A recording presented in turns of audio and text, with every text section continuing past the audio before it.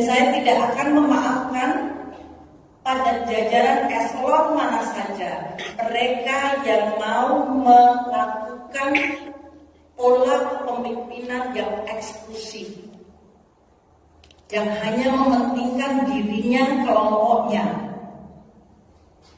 atau bahkan menjadi penyuara kebencian terhadap mereka yang berbeda dengan kita. Itu tidak bisa dimaafkan dan tidak seharusnya ada di Kementerian Keuangan. Karena Kementerian Keuangan adalah sebagian kecil dari institusi yang memiliki kemewahan, memiliki instansi vertikal. Kalau di institusi ini ada pimpinan di level manapun, atau bahkan bukan pimpinan tapi staf jajaran yang Anda merasa atau Anda memiliki kepercayaan bahwa Anda ingin menjadi eksklusif, maka Anda salah tempat. Karena Anda tidak hanya akan menjadi benalu, tapi menjadi racun bagi institusi dan bagi negara. Karena institusi ini memiliki tugas untuk menjalin persatuan, menjaga persatuan. Lebih lanjut, kebijakan Menteri Keuangan RI, Sri Mulyani, yang semakin menekan rakyat kecil, juga harus memperhatikan aspek sosial dan budaya. Indonesia, dengan keberagaman budayanya, memerlukan pendekatan yang lebih sensitif terhadap kondisi lokal. Kebijakan-kebijakan yang terlalu sentralistik dan seragam seringkali tidak efektif dalam menjangkau masyarakat di berbagai daerah, terutama di luar Pulau Jawa. Banyak rakyat kecil di wilayah-wilayah tersebut merasa terabaikan oleh pemerintah pusat karena mereka tidak melihat dampak langsung dari kebijakan yang diambil. Penting bagi pemerintah untuk melibatkan masyarakat dalam proses pengambilan keputusan, terutama dalam hal kebijakan fiskal yang berdampak besar.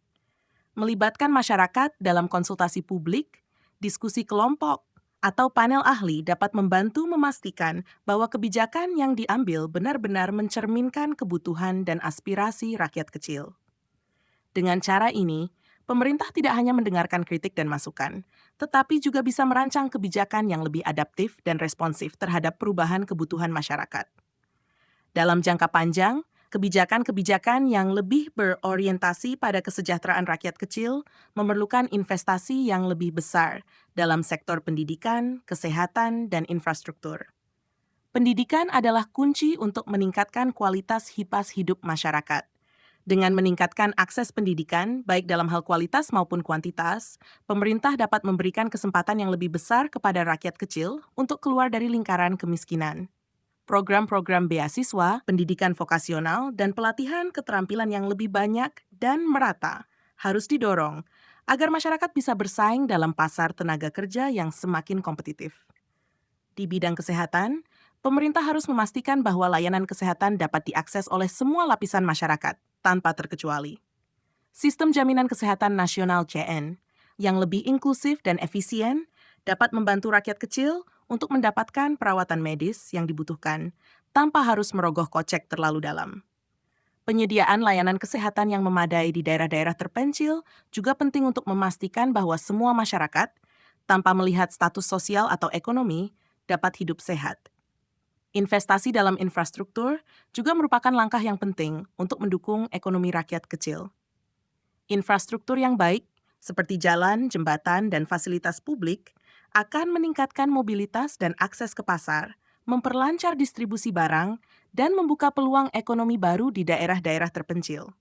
Masyarakat yang tinggal di daerah-daerah yang sulit dijangkau seringkali menghadapi kesulitan dalam memperoleh kebutuhan sehari-hari akibat infrastruktur yang tidak memadai. Oleh karena itu, pemerintah perlu memastikan bahwa pembangunan infrastruktur tidak hanya difokuskan di kota-kota besar, tetapi juga merata di seluruh wilayah Indonesia. Pada akhirnya, kebijakan yang diambil oleh Sri Mulyani dan pemerintah harus mempertimbangkan aspek-aspek sosial, ekonomi, dan budaya untuk menciptakan kebijakan yang lebih adil dan inklusif. Kebijakan-kebijakan yang bijak tidak hanya memperhitungkan pertumbuhan ekonomi secara keseluruhan, tetapi juga bagaimana pertumbuhan itu dapat dirasakan oleh semua lapisan masyarakat.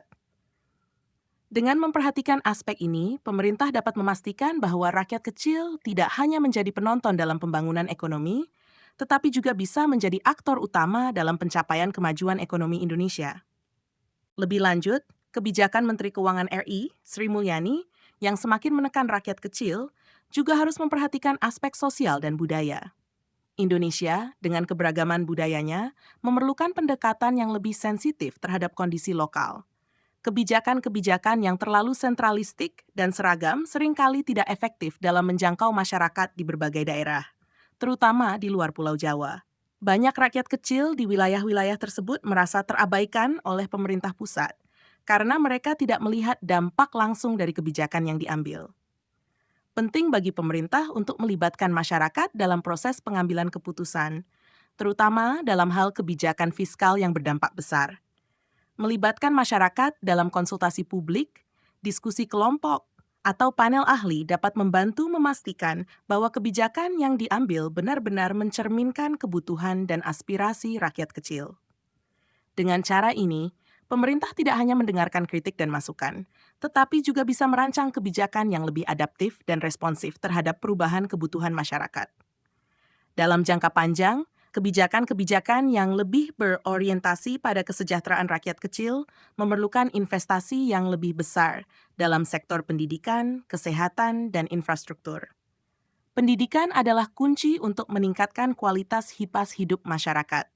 Dengan meningkatkan akses pendidikan, baik dalam hal kualitas maupun kuantitas, pemerintah dapat memberikan kesempatan yang lebih besar kepada rakyat kecil untuk keluar dari lingkaran kemiskinan. Program-program beasiswa, pendidikan vokasional, dan pelatihan keterampilan yang lebih banyak dan merata harus didorong agar masyarakat bisa bersaing dalam pasar tenaga kerja yang semakin kompetitif.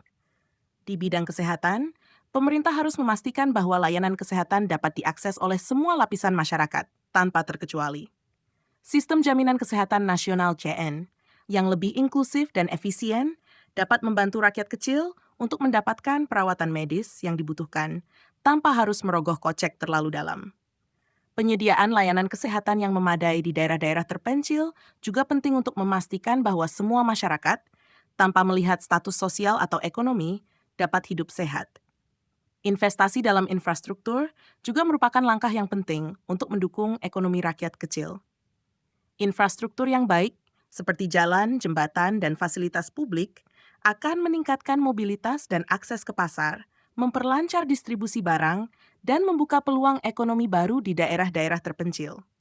Masyarakat yang tinggal di daerah-daerah yang sulit dijangkau seringkali menghadapi kesulitan dalam memperoleh kebutuhan sehari-hari akibat infrastruktur yang tidak memadai. Oleh karena itu, pemerintah perlu memastikan bahwa pembangunan infrastruktur tidak hanya difokuskan di kota-kota besar, tetapi juga merata di seluruh wilayah Indonesia.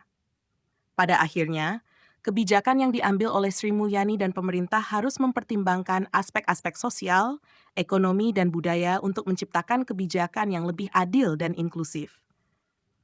Kebijakan-kebijakan yang bijak tidak hanya memperhitungkan pertumbuhan ekonomi secara keseluruhan, tetapi juga bagaimana pertumbuhan itu dapat dirasakan oleh semua lapisan masyarakat. Dengan memperhatikan aspek ini, pemerintah dapat memastikan bahwa rakyat kecil tidak hanya menjadi penonton dalam pembangunan ekonomi, tetapi juga bisa menjadi aktor utama dalam pencapaian kemajuan ekonomi Indonesia. Kebijakan-kebijakan tersebut juga menimbulkan potensi terjadinya ketimpangan ekonomi yang semakin lebar. Ketika subsidi dan bantuan sosial dikurangi, masyarakat yang lebih mampu mungkin tidak terpengaruh secara signifikan. Tetapi bagi masyarakat yang hidup di bawah garis kemiskinan, dampaknya bisa sangat besar. Mereka yang sudah rentan menghadapi kesulitan keuangan akan semakin terjepit dengan beban yang semakin berat. Pengurangan program bantuan sosial seperti program Keluarga Harapan, PKH, atau Kartu Sembako misalnya, mempengaruhi ketahanan ekonomi keluarga miskin. Mereka yang seharusnya mendapatkan bantuan untuk mengurangi beban pengeluaran harus menghadapi kenyataan bahwa dukungan dari pemerintah berkurang. Selain itu, dampak dari kenaikan biaya hidup akibat kebijakan ini bisa memperburuk ketimpangan sosial. Pendidikan, kesehatan, dan akses ke barang-barang kebutuhan pokok menjadi semakin sulit dijangkau oleh rakyat kecil. Terutama di daerah pedesaan dan kawasan-kawasan kumuh di perkotaan, masyarakat kesulitan dalam mendapatkan akses yang sama dengan masyarakat yang lebih kaya. Hal ini bisa memperluas kesenjangan antara kelompok masyarakat yang memiliki akses ke layanan pendidikan dan kesehatan yang lebih baik dan kelompok yang tidak memiliki akses tersebut.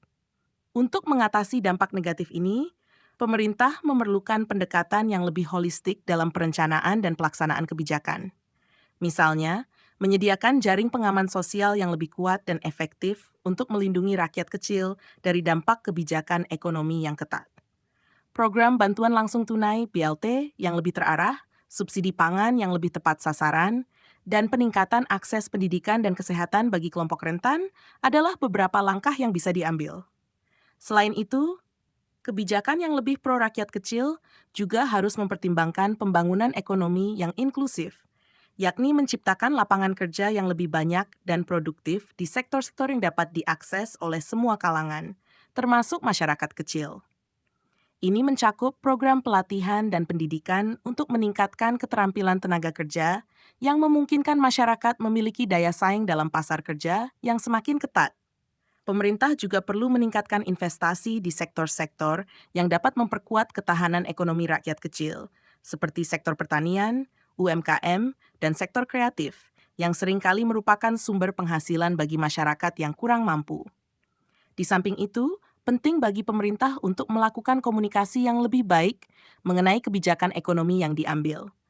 Masyarakat perlu diberi informasi yang jelas mengenai alasan dibalik setiap kebijakan, serta dampaknya terhadap kehidupan sehari-hari mereka.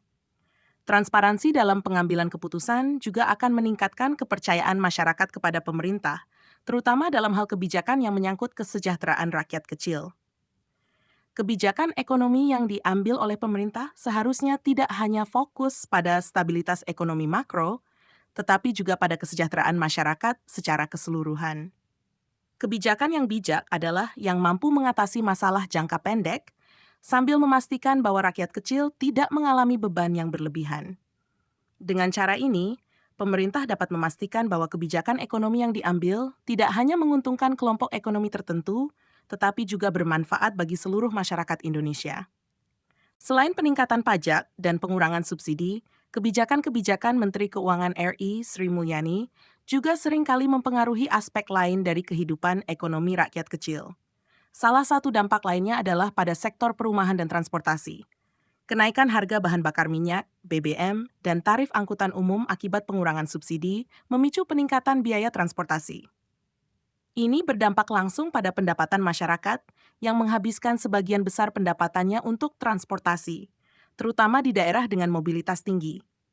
Masyarakat di perkotaan yang mengandalkan transportasi umum merasa terbebani dengan kenaikan tarif, sementara di daerah pedesaan, warga yang menggunakan kendaraan pribadi seringkali tidak mampu mengimbangi kenaikan biaya bahan bakar. Kebijakan fiskal yang lebih ketat, seperti pengurangan anggaran untuk program bantuan sosial dan subsidi, juga turut memperburuk keadaan. Banyak program bantuan yang membantu rakyat kecil, seperti bantuan langsung tunai, BLT, subsidi pangan, dan bantuan pendidikan, terkena pemotongan anggaran atau pengalihan ke sektor lain. Hal ini mengurangi jaring pengaman sosial yang dapat membantu masyarakat menghadapi krisis ekonomi. Pengetatan anggaran ini dilakukan untuk menjaga defisit anggaran negara, tetapi seringkali mengorbankan rakyat kecil yang paling rentan. Kebijakan ini juga mempengaruhi sektor pertanian, di mana petani seringkali menghadapi harga pupuk yang tinggi dan sulit diakses. Program bantuan pupuk yang sebelumnya ada, kini dikurangi, menyebabkan biaya produksi yang meningkat. Hal ini berujung pada menurunnya pendapatan petani dan peningkatan harga pangan, yang pada akhirnya mempengaruhi daya beli masyarakat di tingkat akar rumput. Di sisi lain, kebijakan moneter yang ketat, seperti kenaikan suku bunga, juga mempengaruhi rakyat kecil. Kenaikan suku bunga oleh Bank Indonesia dimaksudkan untuk mengekang inflasi, tetapi seringkali berujung pada peningkatan cicilan utang bagi masyarakat yang sudah memiliki pinjaman, terutama utang konsumtif. Ini menyebabkan banyak keluarga terjebak dalam lingkaran utang yang semakin dalam, yang sulit untuk dilepaskan. Meskipun ada upaya untuk menyeimbangkan kebijakan fiskal dan moneter dengan tujuan makroekonomi yang lebih luas, seringkali dampaknya tidak merata. Rakyat kecil yang kurang memiliki kemampuan untuk menyesuaikan diri dengan perubahan ekonomi menjadi kelompok yang paling terdampak. Oleh karena itu, penting bagi pemerintah untuk lebih selektif dalam menerapkan kebijakan yang tidak hanya menguntungkan stabilitas ekonomi nasional, tetapi juga mempertimbangkan dampak jangka panjang bagi masyarakat di level bawah. Kebijakan Menteri Keuangan RI, Sri Mulyani, perlu lebih inklusif dengan mempertimbangkan kesejahteraan rakyat kecil dan cara untuk mengurangi beban finansial mereka. Penting bagi pemerintah untuk terus melakukan evaluasi terhadap kebijakan fiskal dan moneter yang diambil, agar tidak hanya mencapai tujuan stabilitas ekonomi makro, tetapi juga memastikan kesejahteraan sosial masyarakat tetap terjaga. Kebijakan Menteri Keuangan RI, Sri Mulyani, yang semakin menekan rakyat kecil, bisa dilihat dalam beberapa aspek. Salah satunya adalah dalam konteks pajak dan tarif yang meningkat, yang mengakibatkan beban finansial bagi masyarakat, terutama golongan ekonomi bawah. Pemerintah meningkatkan pajak barang mewah, cukai, dan tarif lainnya yang berdampak langsung pada kenaikan harga barang-barang kebutuhan pokok. Hal ini berdampak pada daya beli masyarakat, terutama di kalangan menengah ke bawah, yang kesulitan mengimbangi kenaikan harga. Selain itu, kebijakan pengurangan subsidi seperti pada BBM, listrik, dan pangan turut mempengaruhi kelompok masyarakat ini. Langkah-langkah pengurangan subsidi ini seringkali dianggap sebagai solusi jangka pendek untuk menyeimbangkan anggaran negara, namun justru memperburuk keadaan ekonomi rakyat kecil yang sudah rentan. Meskipun ada alasan di balik kebijakan tersebut, seperti untuk menjaga stabilitas ekonomi makro atau meningkatkan investasi, dampaknya terhadap rakyat kecil tidak dapat dipungkiri. Pengamat ekonomi seringkali menyoroti potensi pengurangan kemiskinan dan peningkatan ketimpangan ekonomi yang diakibatkan oleh kebijakan-kebijakan ini.